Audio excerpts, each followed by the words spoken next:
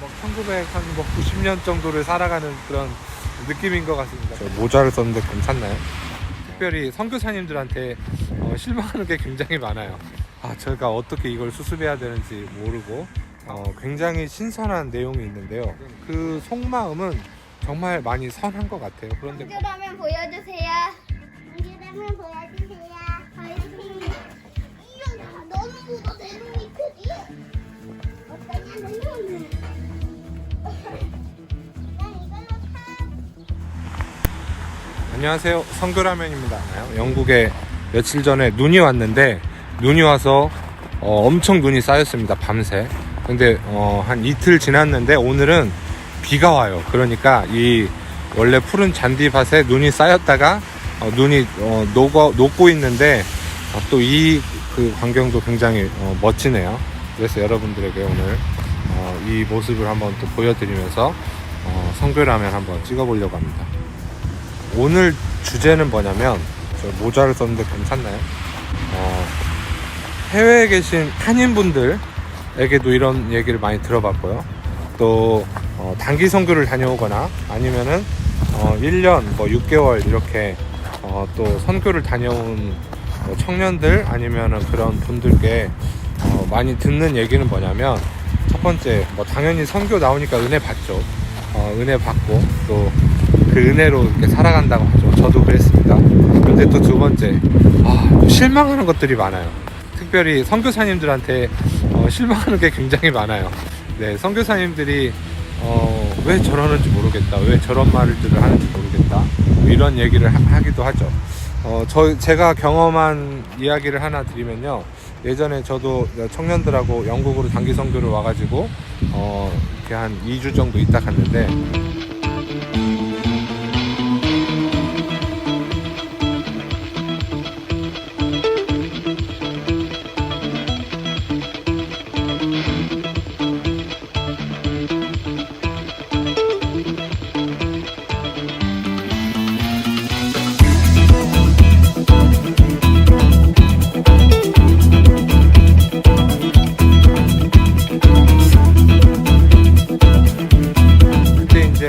그 팀의 특징이 뭐였냐면, 어떤 특정한 선교단체에 속한 지체들이 좀 몇 명 있었어요.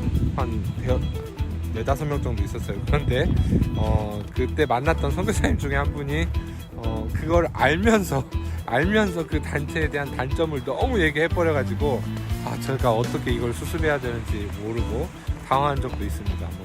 이런 저런 이야기들 많이 있죠. 또 막 선교지에 갔는데 선교사님 집이 너무 좋더라, 또 막 이런 별의별 어쨌든 이유로 그런 실망을 할 수도 있습니다. 물론 한국에서 목회자들에게도 그런 실망을 할 수도 있겠죠.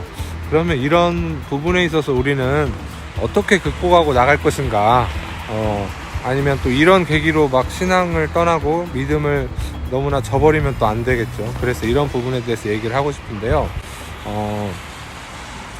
저는 특별히 이렇게 제안을 한번 해보고 싶습니다.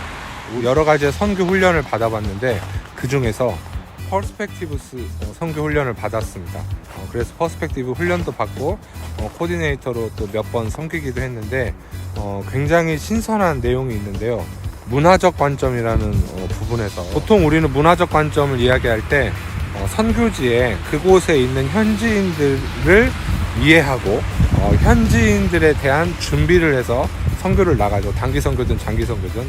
그런데 그것보다 앞서 우리가 해야 될 일이 뭐냐면, 같이 사역하게 될, 또 사역하고 있는 사람들, 동역자들에 대한 이해와 그들에 대한 어떤 습관과 그들에 대한 어떤 것들을 알고 나서 우리가 선교를 할 때 정말 영향력 있고 또 그래야만 하는 것들을 보게 되었습니다. 왜냐하면 제가 볼 때 겉모습이 어떠하든 그 속마음은 정말 많이 선한 것 같아요. 그런데 겉모습에서 나타나고 말에서 나타나는 그런 그 부분들은 그들의 연약함들이 나오는 거고, 또 같이 지내다 보면 더 그렇게 나오겠죠. 그래서 그런 부분들을 좀 이해하고 했으면 좋겠습니다.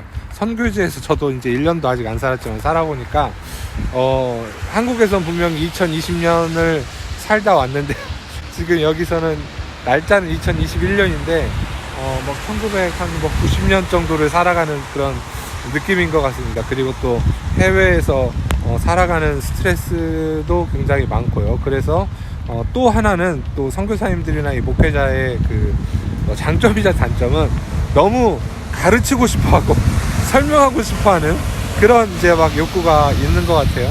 그러다 보니 그것을 바라보고 또 그것을 듣기에 약간의 거북함이 생길 때 또 실망도 하고 그런 것 같습니다. 그리고 또 이곳에서 어쩔 수 없이 겪어야 되고 또 생활해야 되는 그런 여러 가지 부분들이 있기 때문에 그런 선교를 나올 때는 꼭 선교사님들에 대한 인폼이나 어떤 그런 해외에서 어쩔 수 없는 부분들 살아가는데 그런 보여지는 모습들이 이런 것이다, 이런 것들을 또 학습하고 서로 이야기도 나누고 하면 좋겠어. 그래서 그것이 문제화되지 않게 되었으면 좋겠습니다.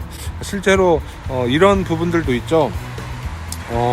어떤 뭐 제가 사는 영국은 뭐 그럴 수가 없는데 어떤 동남아나 아프리카 지역에 가니까 선교사님 자녀들 다 뭐 국제학교 다니더라, 그래서 실망했다, 뭐 이런 이야기들도 많이 들었습니다. 그런데 또 제가 이런 이야기를 들었어요.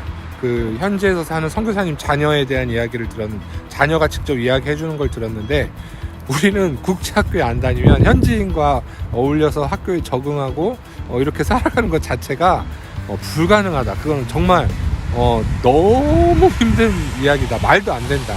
이런 이야기를 들었습니다. 정말 닥쳐보지 않으면 설명할 수 없는 그런 이야기일 것 같아요. 저도 마찬가지로 이곳에서 뭐 그냥 영어를 쓰는 나라이고 학교에 가면 영어로 이야기하지만 아이들이 받는 스트레스를 생각하니까 이것은 제가 정말 매일 아이들이 학교만 가면 긴장하고 있어야만 되는 그런 상황이고, 학교에 다니면 뭐 울기도 하고 그에 어떻게 대처를 못하니까 아이들이 그런 부분에서도 또 이해를 해볼만 하겠죠.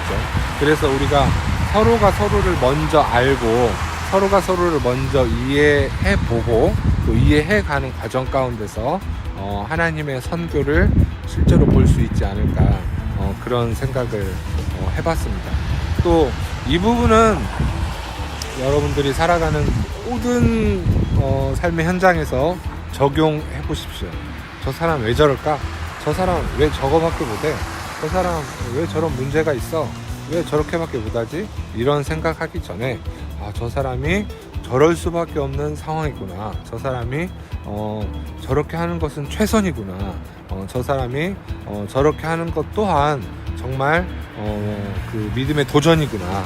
이렇게 바라보는 시각이 있다면 좋을 것 같습니다.